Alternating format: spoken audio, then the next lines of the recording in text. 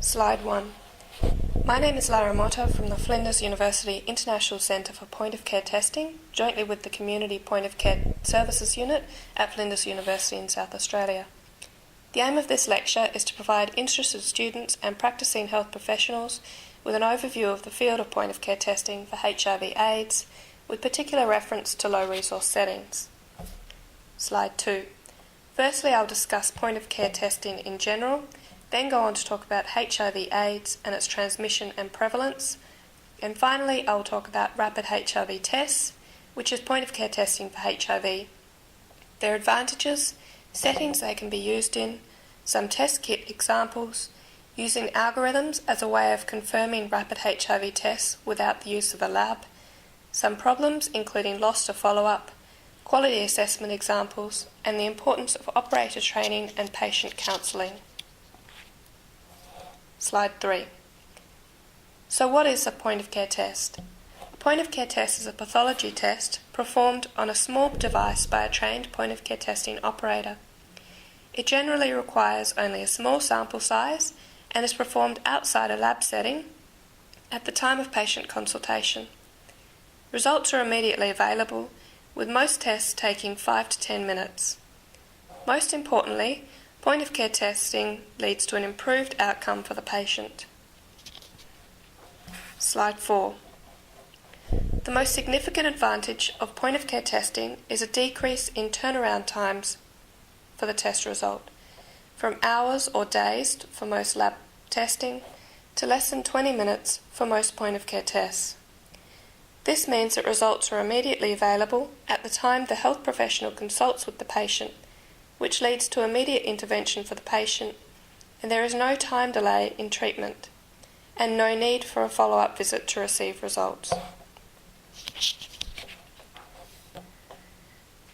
Slide 5. So on to HIV testing in particular.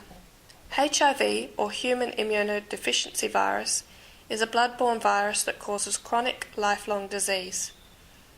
The virus infects cells of the immune system, including T lymphocytes or CD4 cells and macrophages, progressively weakening the body's immune response, meaning that the body cannot fight disease.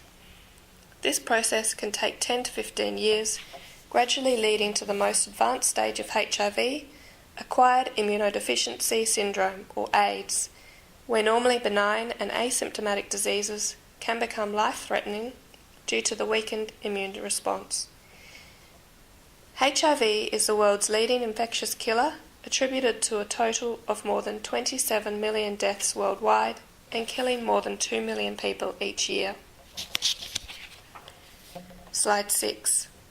The main modes of HIV transmission are through unprotected sexual intercourse, anal or vaginal, transfusion of contaminated blood, sharing of contaminated needles, or between a mother and her baby during pregnancy, childbirth, or breastfeeding.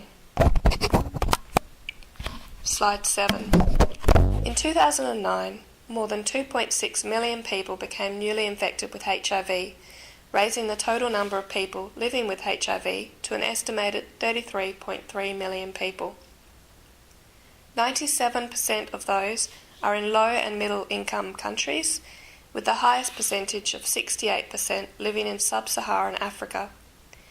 Currently, around 7,000 new infections of HIV occur each day, with 1,000 of those in children under 15 years, and the remaining 6,000 in people 15 years and older.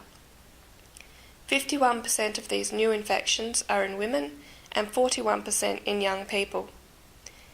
AIDS is now considered the leading cause of death among young adults globally. Due to the epidemic proportions of HIV/AIDS, particularly in Africa and Asia, major initiatives such as the Global Fund for AIDS, Tuberculosis and Malaria, the WHO's 3x5 initiative, and the US government's Emergency Plan for AIDS Relief have been implemented to assist with HIV treatment and prevention. These initiatives mean that millions of HIV tests will need to be performed in order to identify HIV-positive individuals, allowing them access to treatment and behavioural intervention, thus preventing transmission. However, performing such a large number of tests using conventional laboratory-based HIV blood testing is not practical, and in many settings, due to funding restrictions, limited access to labs and trained healthcare workers, and a limited number of persons attending HIV testing clinics. Therefore, the introduction of rapid HIV tests is seen as a viable method for increasing HIV testing rates worldwide. Slide 8. Rapid HIV tests, also referred to as point-of-care or short incubation tests, are immunoassays that take less than 30 minutes to complete. They are usually single-use devices that perform a HIV test using either a saliva or finger prick blood sample.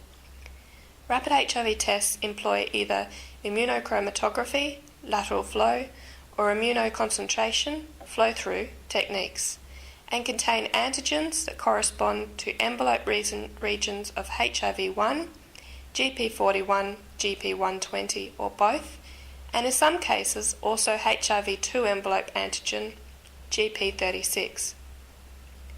Rapid HIV tests require either one or no reagents, minimal equipment and simple training, and are therefore able to be performed by non-laboratory healthcare workers. These features make rapid HIV tests perfectly suited to non-clinical settings and rural or remote clinics that have limited access to labs. The pictures show a healthcare worker performing a finger prick blood sample rapid HIV test and a photo of a patient performing an OraQuick rapid HIV test using a saliva sample. Slide 9. Rapid HIV testing has been effectively introduced in the United States, Canada, the United Kingdom, and many parts of Europe. The primary aim for the implementation of rapid HIV testing in these countries varied depending on the particular setting. In places where there was a low follow-up rate, due to people presenting for standard testing but not returning to collect their results, rapid HIV testing was introduced to increase the number of people aware of their HIV status. This is due to the patient being able to have their tests and receive the results in a single visit. In areas of high HIV prevalence but low HIV testing rates, the aim of introducing rapid HIV testing was to increase testing rates and thus decrease the number of HIV-positive individuals unaware of their status, so that appropriate care and support services could be arranged.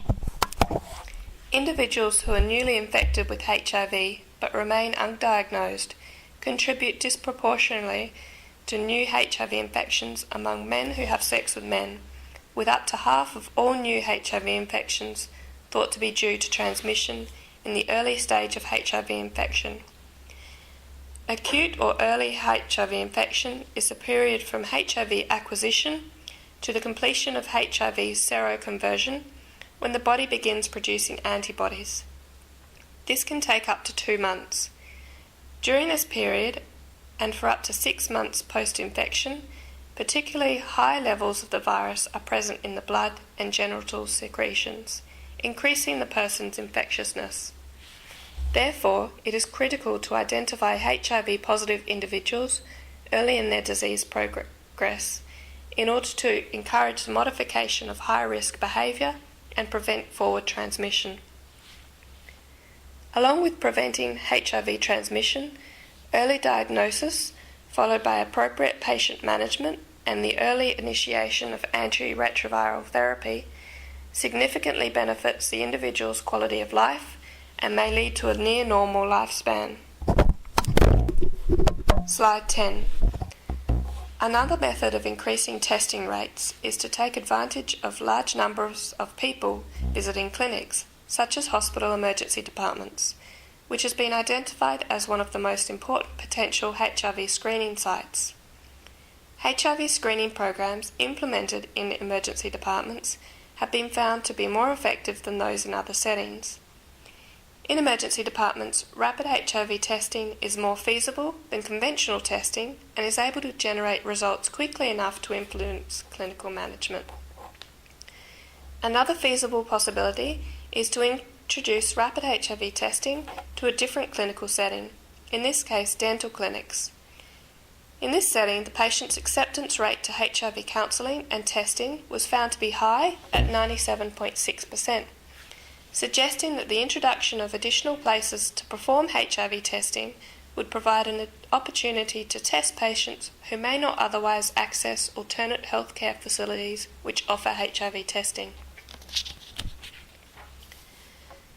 Slide 11.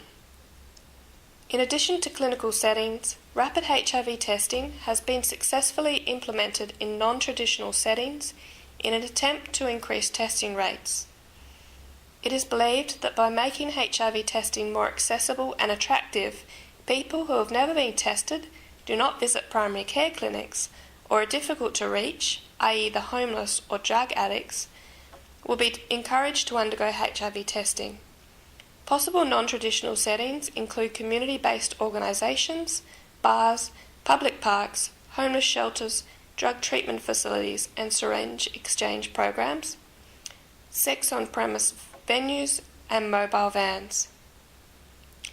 Additional places where rapid HIV testing has been found to be advantageous include settings where a quick diagnosis must be made, such as during labour and delivery, where a mother's HIV status is critically needed to prevent mother-to-child vertical transmission, or immediately after occupational exposure when a prompt decision must be made regarding antiretroviral prophylaxis.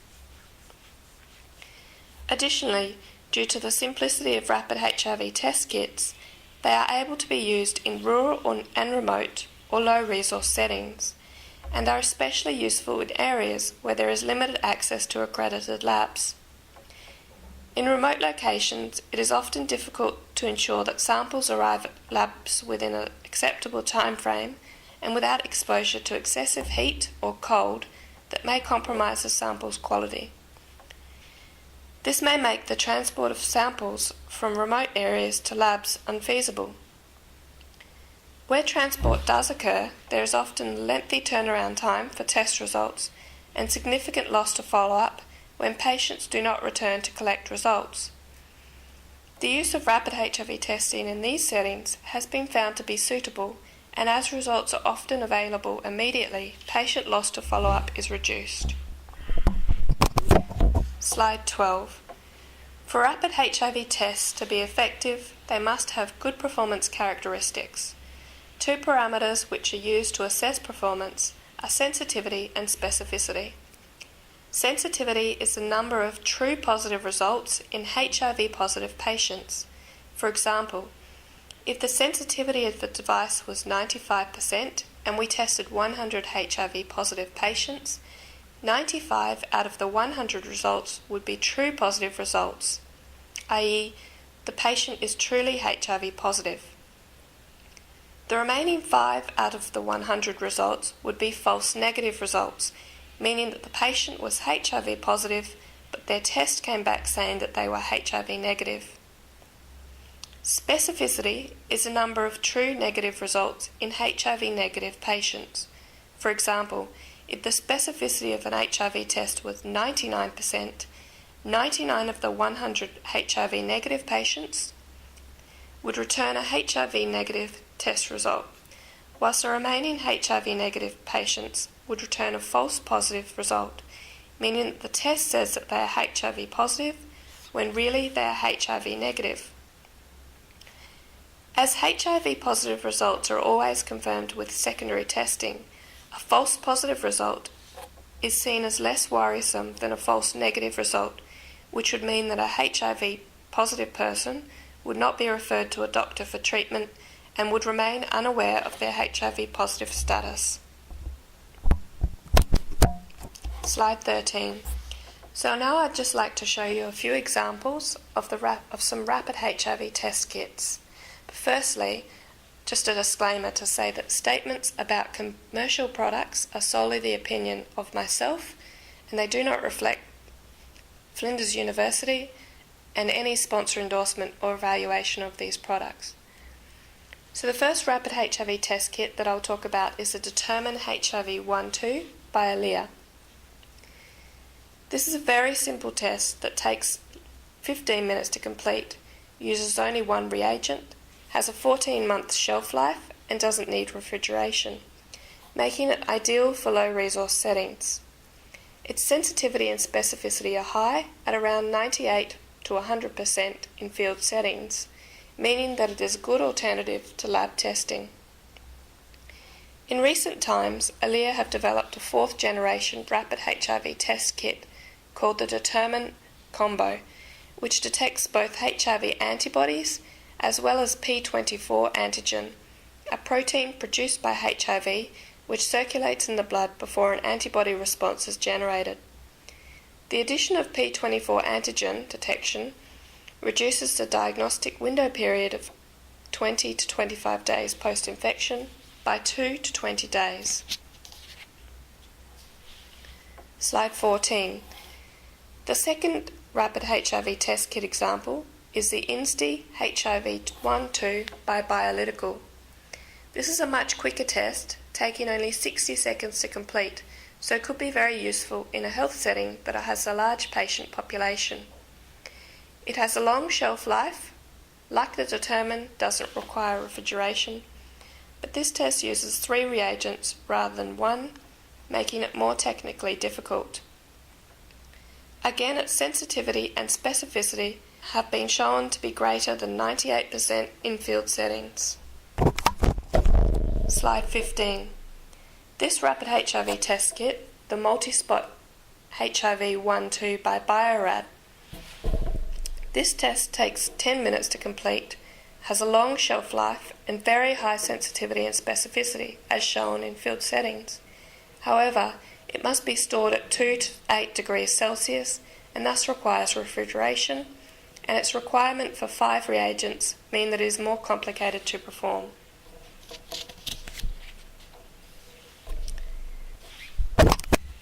Slide 16. This example of a rapid HIV test kit is the OraQuick Advance HIV-1-2 by OraSure. It is used widely in the US in many settings including dental clinics and can even be performed by the patient themselves at home. Its major advantage is that it requires either an oral fluid, saliva, or a blood sample. It takes 20 minutes to complete, requires no refrigeration, only 1 reagent, and has very high sensitivity and specificity as shown in field settings. Slide 17. Finally, perhaps one of the most exciting recent advances in point-of-care testing technology is the development of a point-of-care testing system called the Gene Expert by Cepheid. This system is a closed, fully integrated and automated platform providing accurate results with minimal risk of contamination. It performs onboard sample preparation and real-time PCR or polymerase chain reaction, amplification, and nucleic acid analysis is in under 1 hour. Preliminary information from the manufacturer show that sensitivity and specificity are high.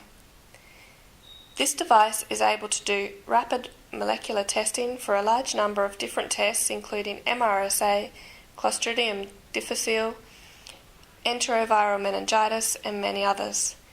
The number of test profiles is rapidly growing, with tests for tuberculosis, chlamydia, gonorrhea and HIV viral load currently under development.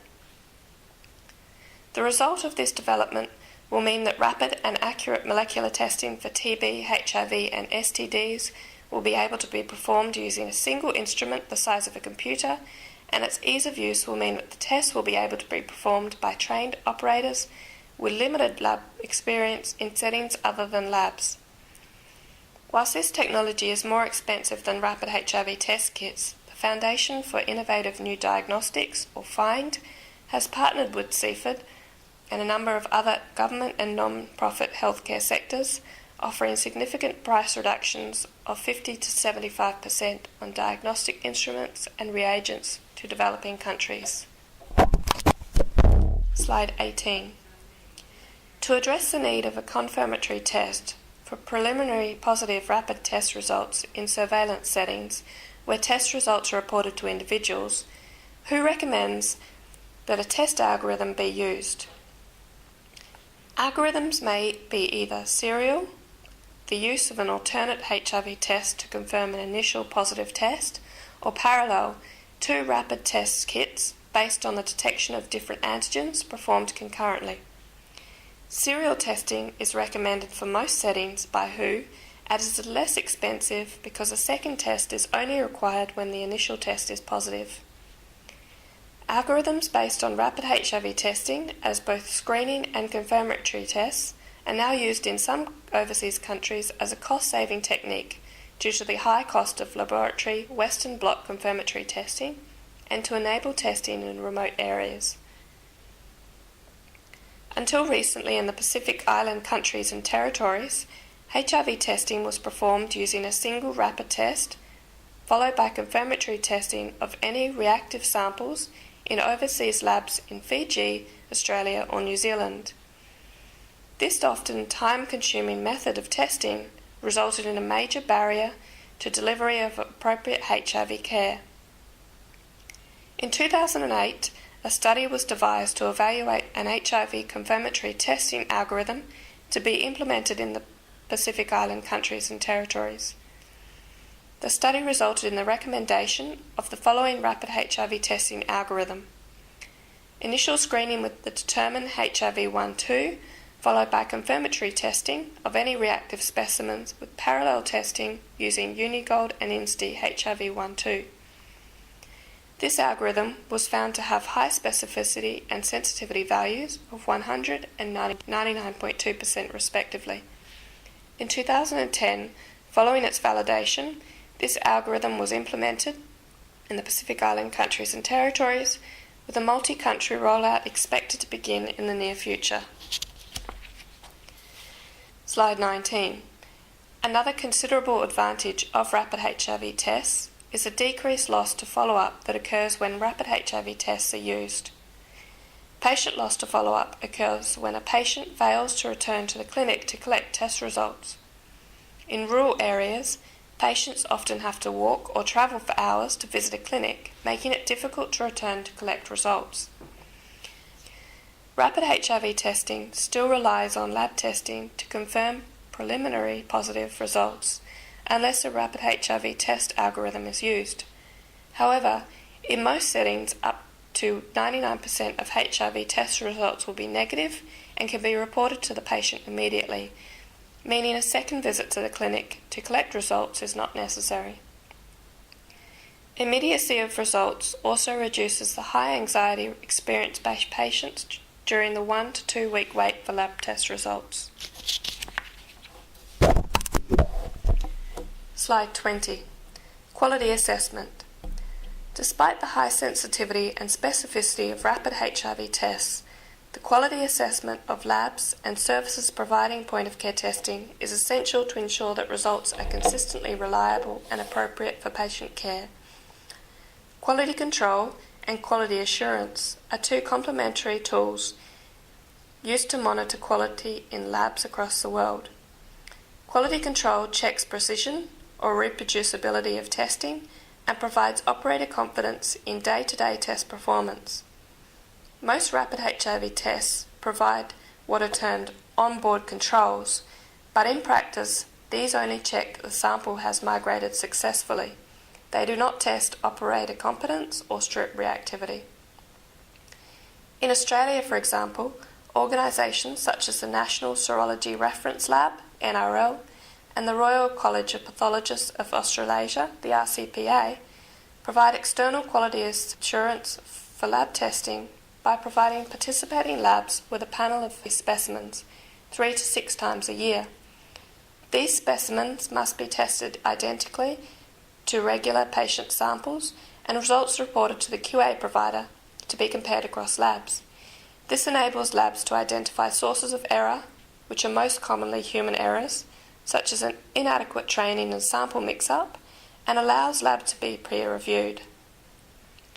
The current QA programs for the NRL and RCPA use HIV-positive blood, which is not a problem for lab testing, but could cause problems if rapid HIV testing was to be rolled out in community health clinics, remote or low-resource settings.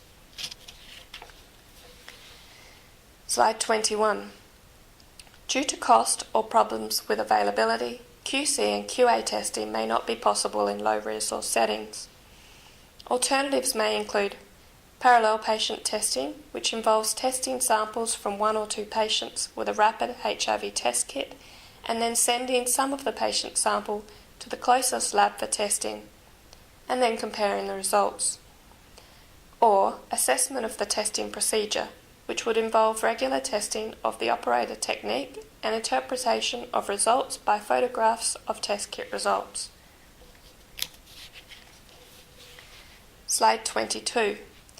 Lastly, in addition to appropriate QC and QA, another critical component for ensuring consistently reliable results is to ensure that all operators are trained appropriately and that ongoing training is made available. This continual training is essential for rapid HIV test operators, as the interpretation of rapid HIV test results is subjective and results are often misinterpreted by untrained individuals. A recent study by the NRL looked at using photographed rapid HIV test results to assess and compare the proficiency of operator interpretation. This study found that the operator's accuracy of interpretation of the photographed test results improved from 76% to 95% after a brief tutorial on the subtleties of interpretation. However, a limitation of this type of training is that it only assesses operators' interpretation of result and not the operator's competence in running the actual test. The photo shows an example of some different rapid HIV test kits and what a photograph test result sheet may look like. Slide 23. Slide 23. Overall, rapid HIV testing has been found to be popular with both patients and healthcare professionals, as well as clinically effective. However, when implementing rapid HIV testing, it is essential that counselling also be offered on site. Counselling should be appropriate to the person's gender, their culture, their behaviour, as well as their language. The pre-test discussion aims to prepare individuals for testing and obtain informed consent and should include appropriate information on risk, confidentiality and privacy, transmission, testing for other sexually transmitted infections, and possible results and outcomes of the tests. The post-test discussion should include reporting the test result and providing information on health issues, referrals and prevention issues. It is essential that operators adequately trained for pre- and post-test discussions as they form an integral part of HIV testing. In low-resource settings, depending on the patient load and the staff availability, individual counselling may be unfeasible. In this case, the pre-test discussion may be able to be performed in a group setting with a large number of patients at a time. However, regardless of the setting, it is critical that patients who are diagnosed as HIV positive are given appropriate education, a referral to a clinician, and treatment. Slide 24. For further information about our point-of-care testing programs or point-of-care in general, please visit our websites, Flinders International Centre for Point-of-Care Testing, Community Point-of-Care Services, and QAMS, Quality Assurance for Aboriginal and Torres Strait Islander Medical Services. Slide 25. We would like to thank Professor Gerald Kloss, the Director of Clinical Chemistry at the University of California, San Francisco School of Medicine, for giving us the opportunity to develop this series of lectures, and to Associate Professor Mark Shepherd, Director of the Flinders University International Centre for Point-of-Care Testing, jointly with the Community of Point-of-Care Services Unit, for assisting with the preparation of these lectures.